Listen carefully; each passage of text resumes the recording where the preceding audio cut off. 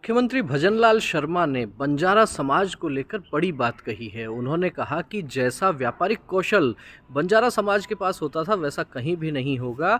और साथ ही साथ उन्होंने ये भी कहा कि कहीं भी गड़ा हुआ धन मिलता है तो वो बंजारा समाज का ही होता है। क्यों कही मुख्यमंत्री भजनलाल शर्मा ने ये बात? इसके पीछे उन्होंने तर्क भी दिया कि बंजारा समाज के लोग जब पहले गाँवों में जाते थे और उस गाँव में यदि किसी तरह की कोई आवश्यकता होती थी और लोग कहते थे कि उन्हें कोई आवश्यकता है, तो बंजारा समाज के लोग उस गांव में, हर एक गांव में कोई ना कोई निशान लगा कर रखते थे और उस निशान के पास में वो खोदते थे और वहाँ से धन निकलता था। वो धन वे उस गांव को दे देते थे और वहाँ की अर्थव्यवस्था में बड़ा योगदान उनका होता था। एक बड़ा व्यापारिक कौशल इस समाज के पास था। और मुख्यमंत्री भजनलाल शर्मा ने कहा इसीलिए कि यदि अब भी कहीं गड़ा हुआ धन मिलता है तो ये समझिए कि वो बंजारा समाज का ही है।